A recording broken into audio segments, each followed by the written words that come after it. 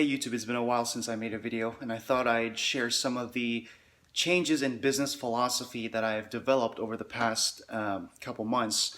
Really leading up to this moment here, the changes in business philosophy that I had from when I first started in real estate. If you haven't known already, I started real estate right after high school, age of 18, 3 months after graduating, and currently almost 2 years in the business. And I can say for certain that I've accumulated my own experiences that can lessen the mistakes that I've made when it comes to handling different people, clients, buyers, sellers, leads, you name it, right? And much of it has to do with you being super naive in the beginning and you not knowing what to expect out of different people. Just so you know, even if people say things to you on the phone, face to face, or in emails, doesn't always mean that they're going to carry through with it, right? Take, for example, the most common example that you hear of in sales is when you walk into a grocery store and the clerk, the employee, or whatever comes up to you and says and asks if you're looking for something. And of course, your normal response is to say, "I'm just looking," right? Now, to break that situation down, are you telling a lie or are you telling the truth, right? Now, of course, your intention is not to tell a lie. Your intention is to be left alone so that you can do your own research and find what you're looking for. But of course, you really don't have the guts to say that because you don't want to have to, expose your own ego to the person who's trying to help you out. And that's kind of the thing that happens when you're dealing with other people in real estate, is you're dealing with other people's egos, and sometimes they might not be so open to having outside help, right? You might come across a buyer who's looking online who says, "No, I'm just looking, I got all the resources I need." But do they really? They're first-time home buyers, and the last thing they know about is inspections, contingencies, escrows, the costs associated with buying a home, and you never know about that kind of stuff when you're a first-time buyer. So why is it that they're so reluctant to get this information from a proficient agent like myself or other people, right? It's their ego that's talking. And back when I started, when I was so naive, I was kind of stupid to believe that people were open-minded and they want all this information. And that kind of comes with the business, I guess. Because when you're in the business, it's so easy for you to justify reasons as to why people would want to work with you, right?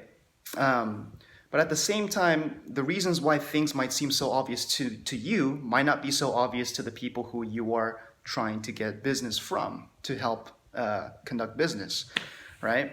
So even if people say things to you up front, they might say things on the phone telling you what to do, what they think, how they feel about certain things. You always got to be somewhat paranoid as to what they're trying to accomplish, right?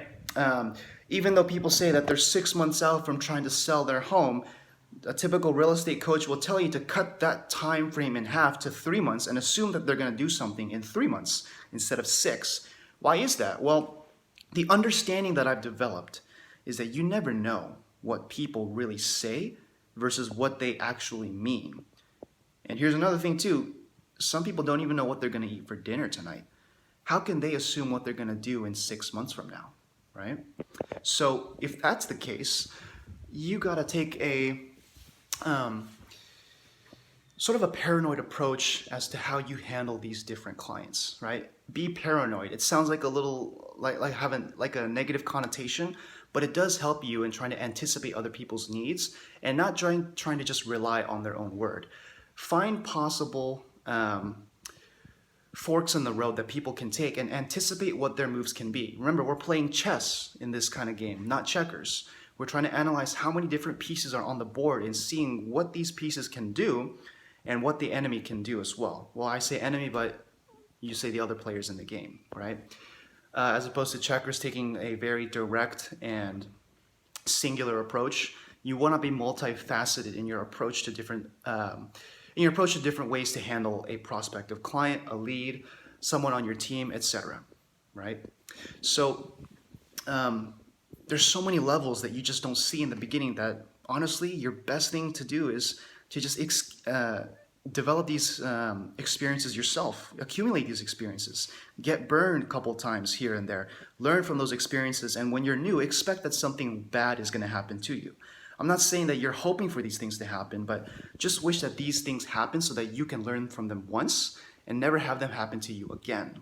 That's really the approach that I had in the beginning, is to learn as much info as you can so that when the next situation arises, you have a set of experiences, set of reference points to handle or carry on from so that you know how to handle the next situation, right?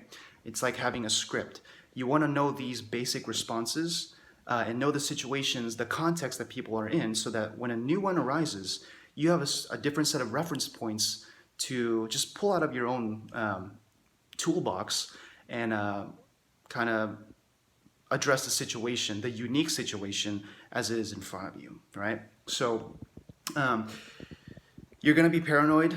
Well, it's best to be paranoid. You're going to be naive when you start, but at the same time, you're going to have a lot of learning experiences to accumulate. So I'm still on that journey. I'm still trying to find more stuff.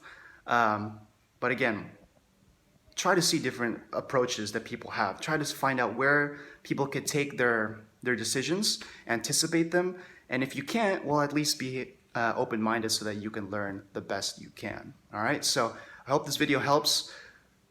Be multifaceted, think at a deeper level, try to see what people are looking to accomplish, anticipate their needs, and get shit done. All right, I'll see you on the next video. Take care.